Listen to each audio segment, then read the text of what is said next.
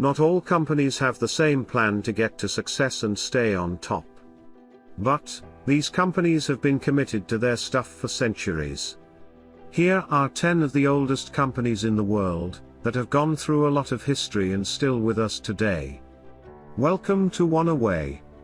If you want to learn a thing or two about the niche market that you commit to, take a cue from this video. Before that, please give a thumbs up if you like the video, and click that subscribe button for our latest video updates.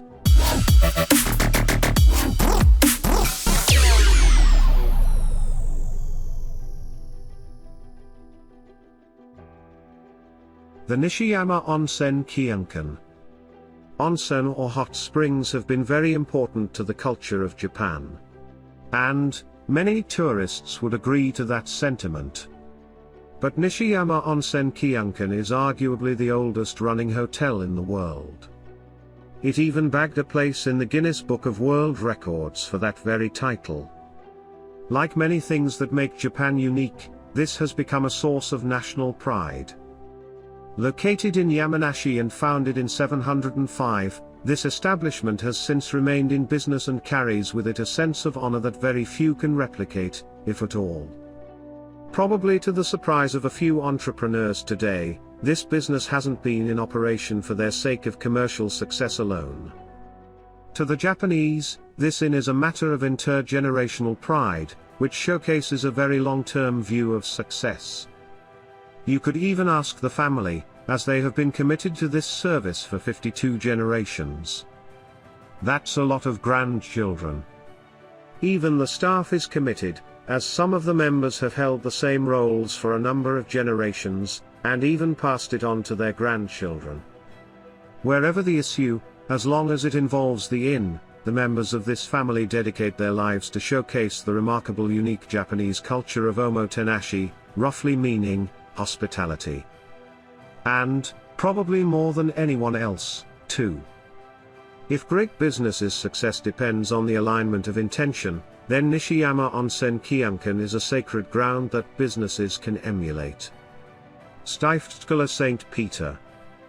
If you've ever watched The Third Man, you know that Vienna has a special charm to it and Austria in general. Along with Schwarzenegger, chocolate cake pastry shops, and that special sausage joints are known only to a few, Austria is tough to beat when it comes to age-old establishments. And then over at Salzburg, there's Stiftskulinarium St. Peter. Arguably the oldest ever restaurant in Europe, it's as old school as it gets. It's classy for your dinner, and regal enough to have one Alcuin, a scribe devotee to conqueror extraordinaire, Charlemagne, wrote about it, in 803. For over 1,200 years, this restaurant has since been a host to many kings and cardinals, and several nobility. It's even got fans from Hollywood and the White House, like Clint Eastwood and Bill Clinton. Now that's major press, right there. Many restaurateurs pride themselves as always open for business, hinged on the fact that people need to eat. If that's the case, Stiftskulinarium St. Peter takes the cake, and eats it too. Weihenstephan Brewery. Most areas in Europe love their beer and the many experiences associated with them. In fact, Belgium had its beer producing tradition as part of the UNESCO Intangible Heritage. So it stands to some reason that the art and science of making beer is a pastime that many Europeans have in common. The Germans, as an example, love their beer. In fact, the oldest of these beer-making institutions is found in Freising, Germany, the Weihenstephan Brewery, founded in 1040. Though it is considered the oldest, the barrel runs deep over there, as the beer is also considered one of the most delicious in the world. As you have it, a beer nerd haven called Beer Advocate even puts it with a 98% rating. That's a lot of admiration for some liquid froth on a mug, and from beer nerds no less. Supposedly, the beer gets even better for people up in the north, especially when winter is coming. Something about a beer on one hand, and the cold air on the other. Sean's Bar. Bars and drink establishments are a dime a dozen, and you find them just about everywhere. But this is true for a good bunch of people over in the British Isles. And for a commonplace name like Ireland's own Sean's Bar at Athlone, you can bet that there's some luck of the Irish involved. That or the people of this long storied establishment just love the drinks. Did you know? They even found evidence from coins and mugs that the establishment was centuries old. It was founded in 900. With all those years, it's kind of cool that the pub stands proud, and with all that carousing too. But, if there is one thing you can learn from business, it's this. Location, location, location. Whether by luck or something else, Sean's Bar sits at the island heartland, on the beauty of River Shannon's bank and at an ancient intersection with Escarada, whose glacier route paved travelers across bogs for thousands of years. Aside from great location, it's also got a monument to seal the deal, which is the 12th century Norman castle of Athlone, whose ancestors had long visited the pub. If there's anything that Ireland shows, is that the pubs there are more than just whiskey and Guinness, they've got shots and pints of it too. Cambridge University Press. Arguably the oldest publishing house in the world, and with a reputation that speaks volumes about its prestige. The Cambridge University Press, or rather appropriately CUP, was founded in 1534 over in Cambridge, England. It wasn't just because the publishing came from one of the greatest universities in the world, but it had an amazing backer. The CUP was permitted to publish all manner of books by none other than Henry VIII. From its oldest books such as Sir Isaac Newton's Principia Mathematica and John Milton's Lycidas, to more later books such as Ernest Rutherford's Radioactivity and Noam Chomsky's Language and Mind. Never before Cambridge, never after Cambridge. The Shaw Porters Society. For many Londoners, the Sherlock Holmes Society is something of an honor. With their number of discussions about Sherlock Holmes and their interests in analysis, it's becoming a privilege to get an invite, aside from the cup of tea and biscuits. Over in Aberdeen, Scotland, there's a society that has been in the service game since 1498. It's called the Shaw Porters Society. Granted, it's probably not as captivating over the deerstalker hat guy with a pipe, but for the people around the world, it's done its share of goods. Literally, this company has transported people's heap of junk for roughly 500 years worth of service. That's a lot of junk. The society's been around when Columbus supposedly found America. Even a columnist like Paul May had announced his love for the folks at the Shaw Porters Society. And contrary to many businesses, the Shaw Porters Society has yet to market their name. They've kept their name, and their long-earned fans' respect. The Sherlock Holmes Society has Stephen Fry though, so it's a toss-up. Folpin Distillery.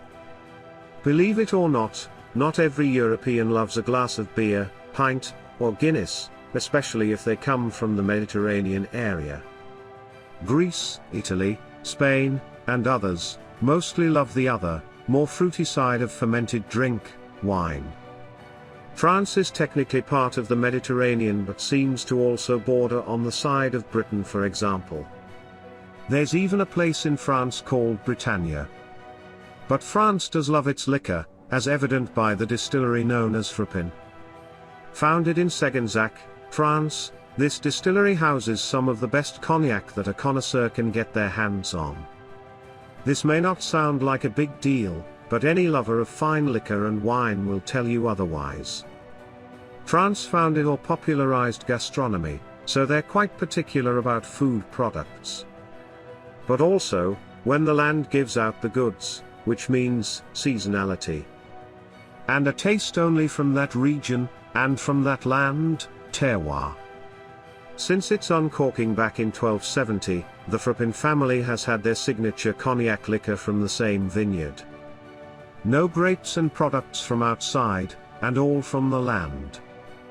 It is one of the oldest and best distilleries you will find in any part of the world, and with a family that takes pride in their several centuries-long works.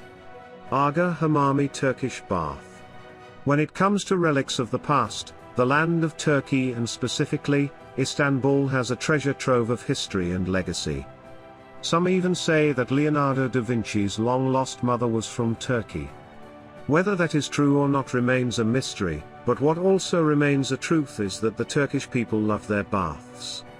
The Agha Hammami Turkish bath isn't the oldest Turkish bath, but it is the oldest operational bath. It was founded in 1454 by a sultan of the Great Ottoman Empire, Mehmed the Conqueror. This bath has been in use since the 15th century. Back then, this bath was but a forest in Istanbul's Beyoğlu district. Amazingly enough, the city was built around the bath, after a number of renovations. Beretta. Italy as we know it, was composed of many kingdoms before they became one country. This is one of the reasons that some Italians find some areas are known for one thing or another. Rome, has the papacy, and Cacio e Pepe, cheese and pepper. Venezia, Venice, has the beautiful gondola, and frutti di mare, seafood. Firenze, Florence, was the cradle of the Italian Renaissance. Tuscany, with their roads and vineyards. Naples, for the invention of pizzuolo, pizza, you get the idea. It's no surprise then that there is a place in Italy that has contention for the oldest gun manufacturing in the world. Founded in 1526 in Gardone, Beretta started manufacturing 185 barrels for an arquebus, which is a head cannon. After that, the rest is history. There's some chance your favorite armaments had some links to the Beretta name. True to their name, they've kept this company family run for over 400 years. And all on iron-rich mountains too, amore to the core. With a gun company that old, you can imagine the exchanges over with Sicily. Hudson's Bay Company. If there is anything that's remarkable about North America in general and Canada in particular, is its willingness to experiment. Not all businesses happen to have a great family history behind them, and many delve into various things before it all went okay. That's the case with the Hudson's Bay Company, which was founded in 1670, in Toronto, Canada. First off, it began as a British company. It was primarily a fur trading company that was tasked with finding a passage to the northwest. It eventually became Canada. Throughout the succeeding centuries, the company made its dues through business with finances, petroleum and of course, fur. People who know the Hudson's Bay Company know them as retailer for department stores, and dominated a number of stores in North America. It became arguably the oldest company in North America. With whatever it took to gain success, the company committed and executed their goals. The last pieces of fur the company sold was back in 1991.